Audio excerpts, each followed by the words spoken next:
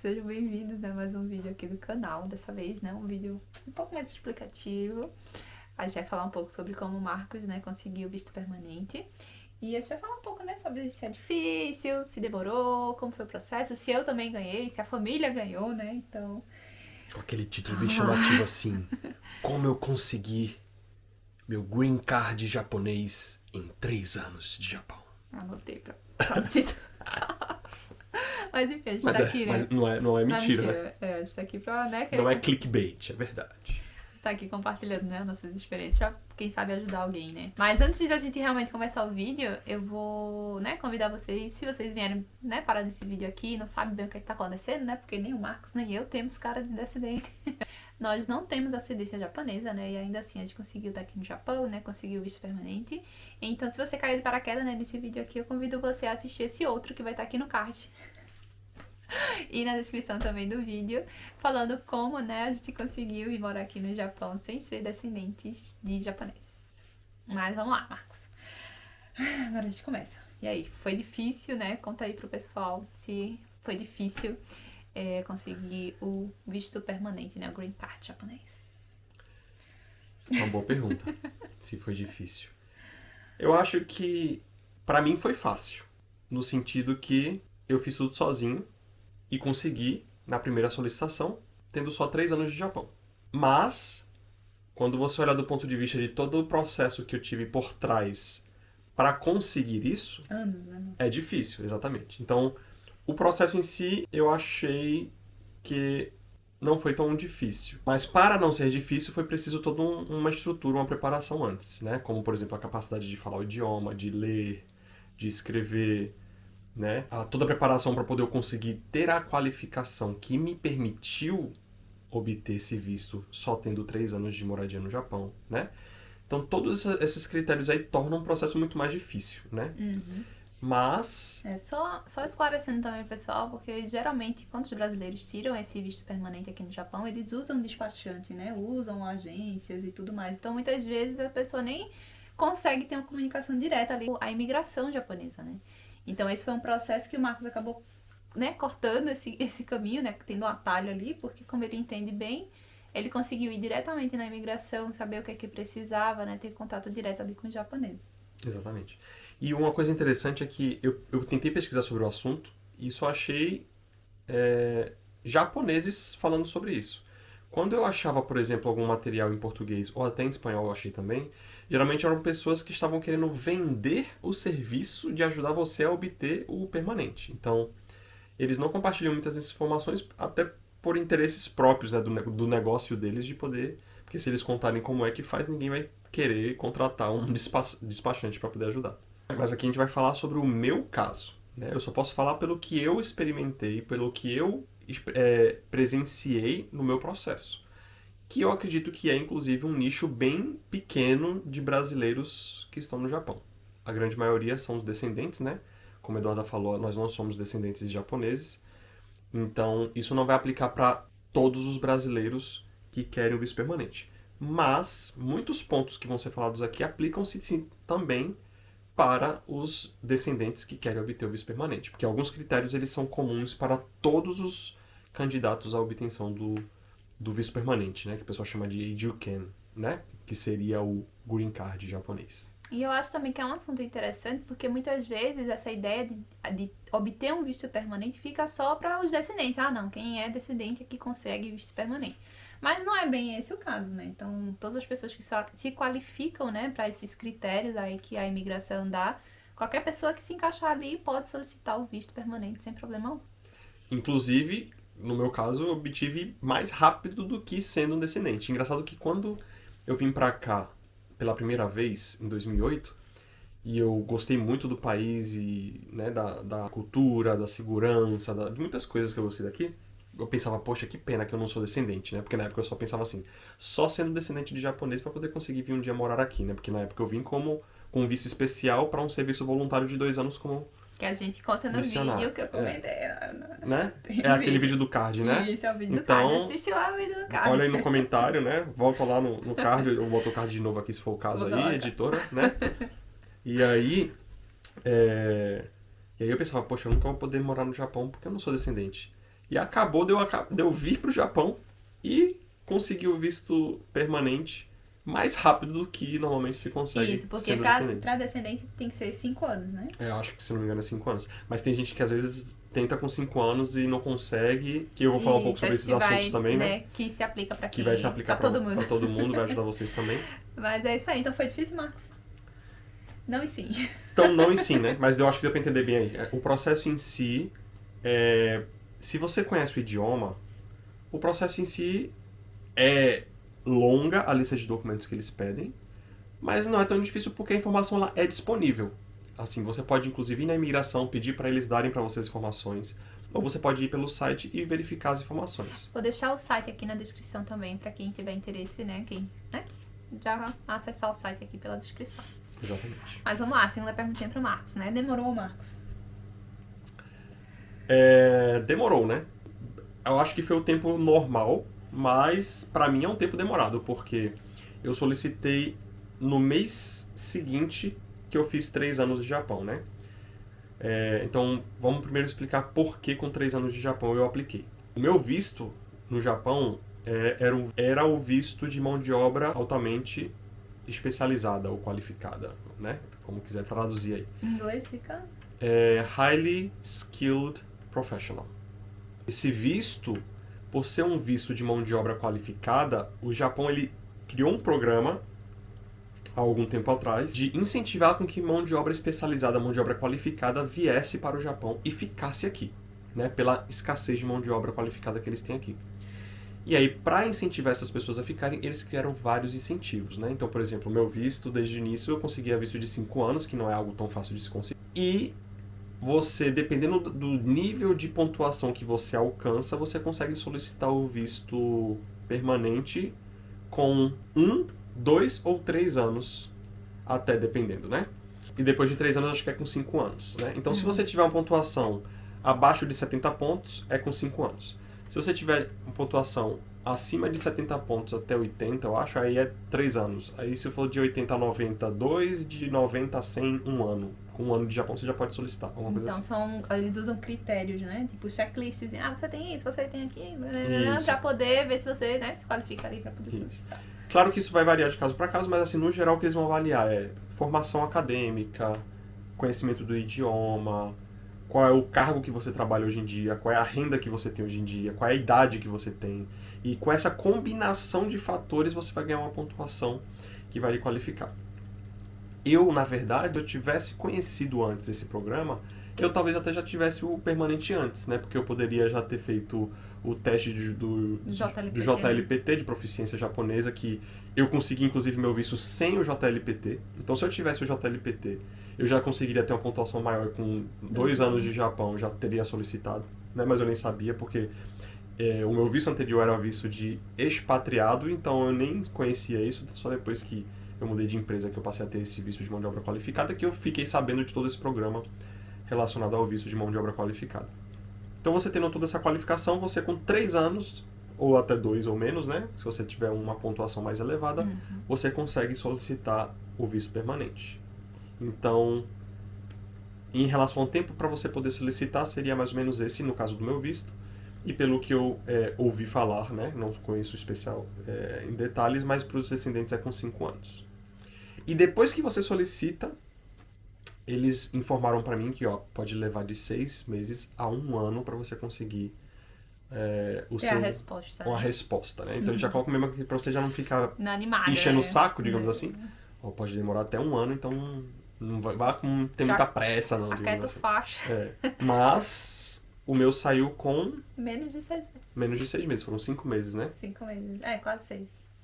E talvez teria sido até menos se não tivesse faltado alguns documentos. Isso, teve um lá de tu descobriu ontem de Na verdade, ontem, eu né? tava arrumando minha bagunça, eu tava arrumando minha bagunça essa semana.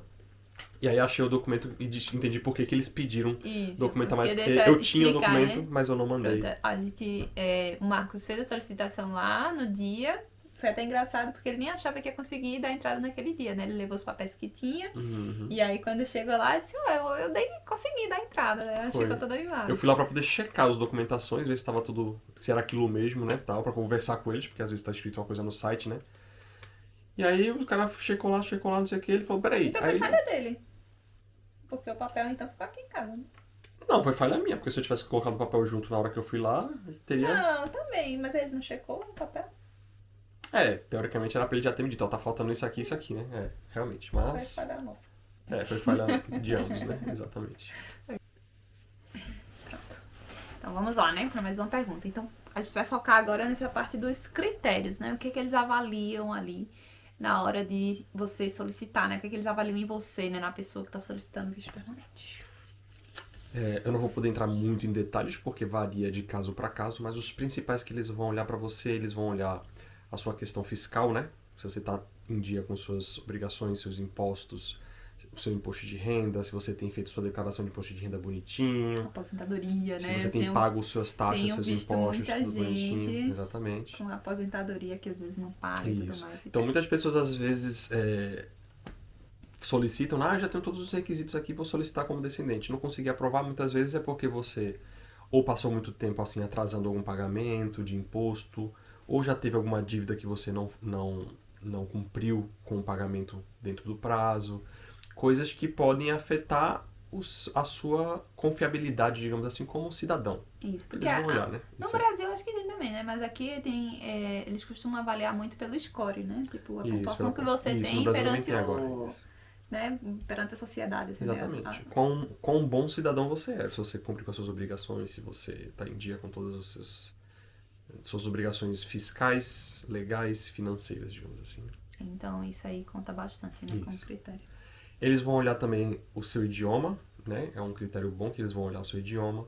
Eles vão também querer saber o porquê que você quer, né, ter um visto permanente, por que você quer ficar permanentemente no Japão e como você acredita que você, como cidadão permanente aqui, vai contribuir para a sociedade japonesa. Tem um ponto, né, que aí eu acho que é geral também, que você tem que escrever uma carta. Isso. Né? E aí é nessa hora que o Marcos aborda, né, esses pontos, abordou esses pontos. Isso, né? meu conhecimento de idioma, sobre a minha família, como a gente se lida bem com vizinhança, como você você tem que falar inclusive sobre como é que é a sua vida financeira, se você se você guarda dinheiro, se você tem uma saúde financeira boa para contribuir, né, com o país.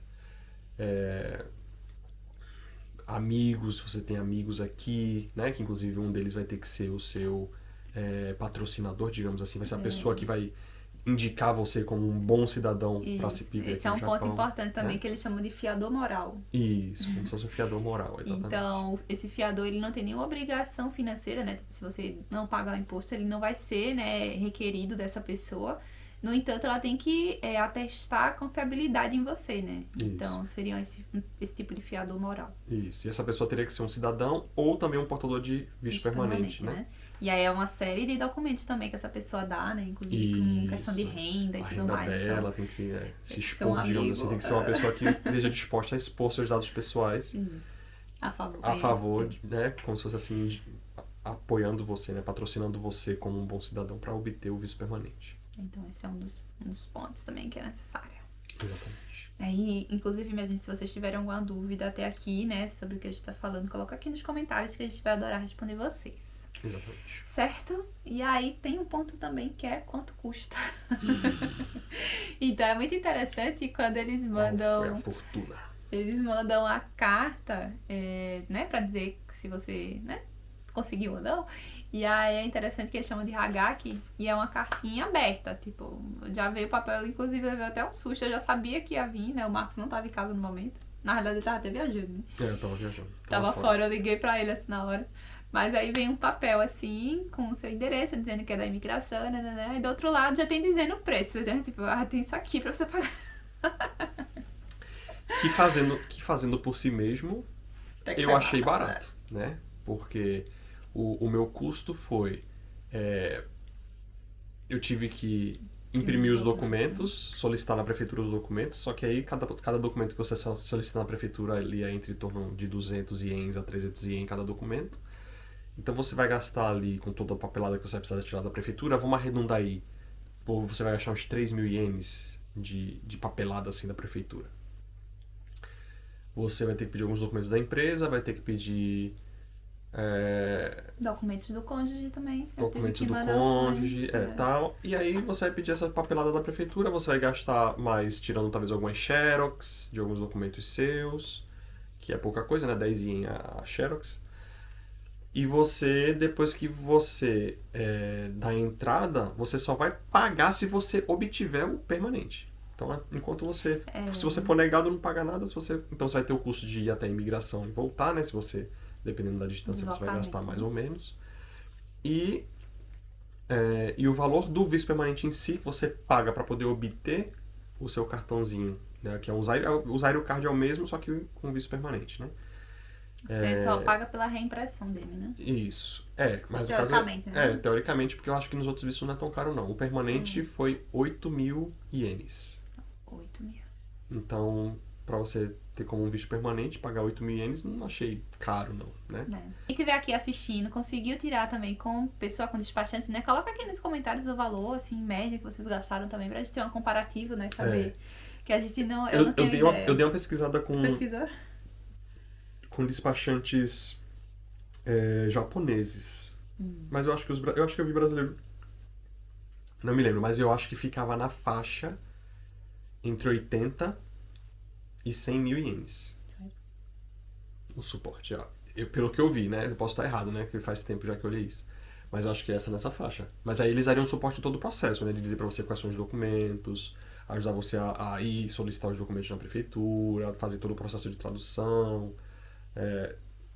Talvez até, eu acho que deve ir junto, né? Pelo preço, deve ir junto com você lá na imigração, Descansar né? em casa. Fazer todo o processo. Então, Mas assim, é um trabalheira, né? realmente é uma trabalheira. Mas por isso que eu decidi Fica uma encarar diferença sozinho e bem, falar assim. fica uma diferença bem grande. Então, se você tem conhecimento do idioma, né? Não é algo assim também de bicho de sete cabeças que dê pra não conseguir, né? Então foi um trabalhozinho, mas assim, comparado com o benefício de você poder agora não ter que me preocupar em renovar visto mais. Aí é bom demais. E além da segurança que dá, né? E entra no próximo ponto, né? é o próximo ponto aqui, né? Por que demos entrada, né? Porque na realidade a gente tava até bem confortável com o visto, né? A gente tem um visto aqui da família toda. Todo mundo de 5 anos, né? Todo mundo de 5 Cada 5 anos renovar, não é nada assim trabalhoso, assim. Né? Só que tinha um porém, né? Que inclusive vai ser o tema dos próximos vídeos também que a gente vai trazer pra vocês. Porque tinha uma causa especial, né?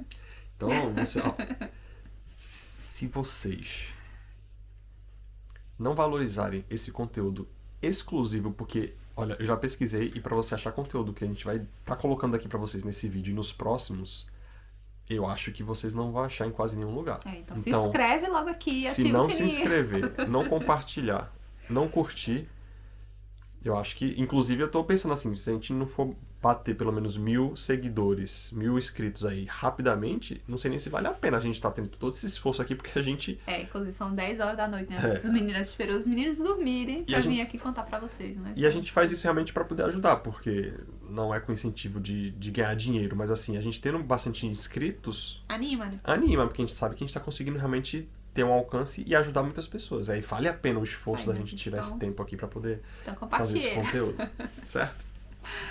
Então, ó, vamos lá. Por que solicitar visto permanente depois de só ter 3 anos de Japão? Nem conhece o Japão direito ainda, já quer ficar de vez? Mas é isso mesmo, né? Não tem muito mistério. A gente realmente quer morar aqui no Japão. A gente decidiu como família, né, permanecer aqui, criar as crianças aqui. É um lugar realmente que a gente se sente acolhido, que a gente se sente seguro, né, que a gente quer passar muitos anos. E o visto permanente, ele veio realmente para trazer a nossa casa própria. Exatamente. Então a gente, né, só fez a solicitação para poder conseguir dar entrada no financiamento com um prazo melhor, com taxa melhor, né? Uma das coisas que eu vou falar, a gente vai falar, né, mais lá na frente para vocês, em mais detalhes. Mas esse era o principal motivo da gente tirar o visto permanente, né? Seria realmente para comprar, né, a nossa casa. Exatamente. Então vamos ter conteúdos aí, assim... Isso aí. Que vai livrar muita gente de depender, né? Porque vai trazer informação aí que quase ninguém tem. Então, esse conteúdo, né? Eu não tô com a intenção também de prejudicar ninguém que trabalha na área, né? Eu acho que se você tem dificuldade de fazer sozinho... E tem uma pessoa, contratar né? o serviço de alguém que você vê que é de confiança e que faz um serviço bem feito, vale muito a pena. Mas, se você já consegue conhece o idioma e só tá buscando realmente entender como é que funcionam essas coisas aqui pra você poder ir lá e fazer sozinho, você vai ter muito benefício de você não só entender, de usufruir de alguns descontos, promoções, algumas coisas que você não fazendo por si mesmo, você não vai talvez ter acesso, nem saber que existe. Além de ter um custo mais baixo, né, pra você, já que você não vai estar tendo que ter um intermediário ali que você vai ter que bancar pra poder estar fazendo o serviço que você não consegue. Mas isso aí tu tá falando o quê? Da casa ou do visto? Tudo. Pra qualquer coisa que você faz aqui no Japão. Então, em relação ao visto, em relação à casa, escolha de construtora, processo, tudo aí, eu acho que Isso aí, minha gente. Então segue a gente porque manda a é pergunta. sucesso. Muita coisa legal pra gente compartilhar com vocês. Então é isso. Então nos próximos vídeos é que a gente vai tratar realmente dessa questão da casa, porque já tá tudo em andamento, minha gente. Se vocês não me seguem no Instagram, né, me acompanha lá, tá aqui. Eu vou colocar aqui hoje. E em tempo real eu tenho compartilhado bastante coisa, né, sobre esse processo da casa, mas tô fazendo conteúdo aqui mais exclusivo pra cá pro pessoal do YouTube. Então a gente vai querer compartilhar com vocês, né, todo esse processo de escolha de construtora, de papelada da casa, de construção, enfim, de tudo. A gente vai estar compartilhando aqui com vocês, né, como vai ser esse processo de uma construção de uma casa aqui no Japão. É isso. Ok? Então, até o próximo vídeo. Tchau!